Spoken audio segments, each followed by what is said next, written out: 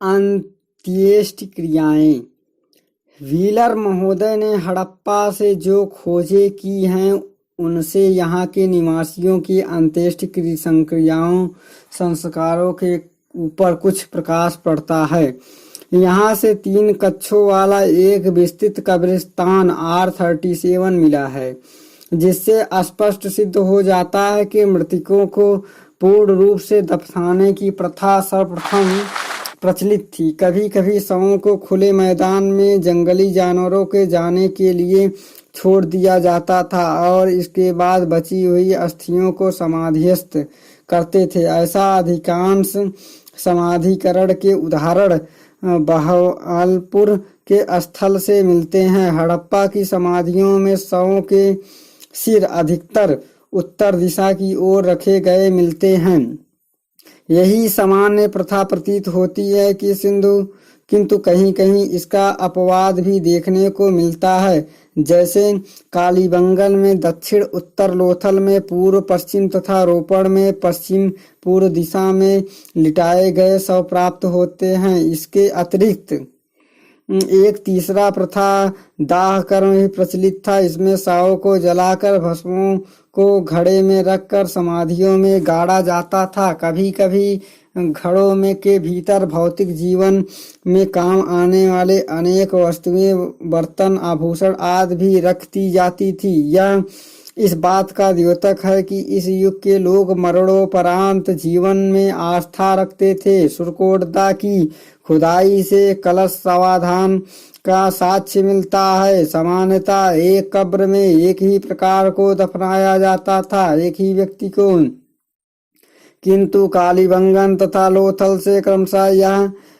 3 युगल समाधियां के उदाहरण भी मिलते हैं। राव इसे सती प्रथा का द्योतक मानते हैं, किंतु यह निष्कर्ष संदिग्ध है।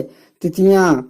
सैंधव सभ्यता की तिथि का निश्चित रूप से निर्धारण कर सकना कठिन है। मोहनजोदड़ो की खुदाई से निर्मित एक एवं पुनर्निर्माण से के साथ स्तर प्रकाश में आए हैं, जिससे यह स्पष्ट होता है कि कम से कम 1000 वर्षों तक इस नगर का अस्तित्व रहा होगा। मार्शल इसकी तिथि 3250 ईसा पूर्व से 2750 ईसा पूर्व तक मानते हैं।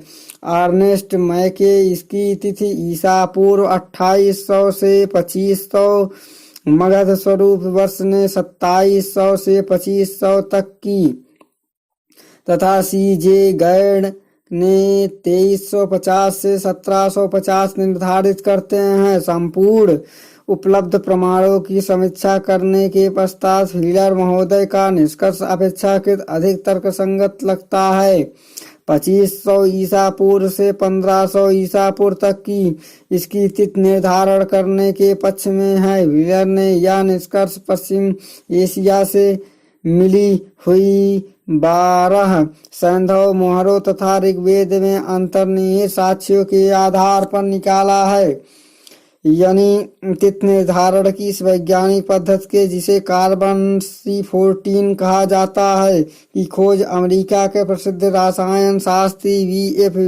लिव द्वारा 1946 ईस्वी में की गई। इसमें कार्बन पदार्थ की तिथि निश्चित करने का आधार उस पदार्थ में मिलने वाले कार्बन C14 के आधे जीवन की गणना है। तदनुसार प्रत्येक जीवधारी का शरीर कार्बन 12 यानी C12 तथा कार्बन 14 C14 से युक्त होता है। मृत्यु अथवा विनाश की अवस्था में कार्बन 12 तो बना रहता है, किंतु कार्बन 14 का क्रमिक ह्रास प्रारंभ हो जाता है।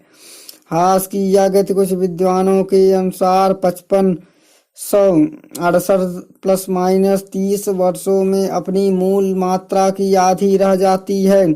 कुछ अन्य विद्वान इसकी आधी अवधि 5730 ± 40 वर्ष निर्धारित करते हैं। जिस पदार्थ में कार्बन 14 की मात्रा जितनी ही कम रहती है, वह उतनी ही प्राचीन मानी जाती है। इसके विपरीत अधिक मात्रा वाले पदार्थ अपेक्षाकृत बाद में होते हैं। पदार्थों में कार्बन 14 के क्षय की प्रक्रिया को रेडियो धार्मिकता कहा जाता है।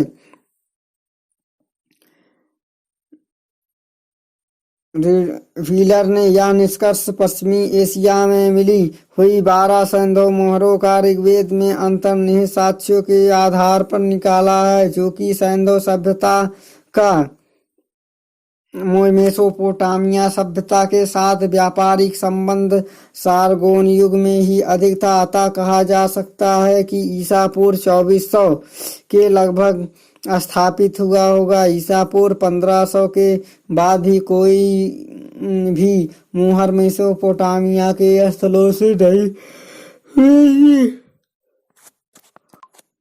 मेसोपोटामिया की खुदाई से पता चलता है कि वहां के निवासियों की निर्दयतापूर्वक हत्या कर दी गई।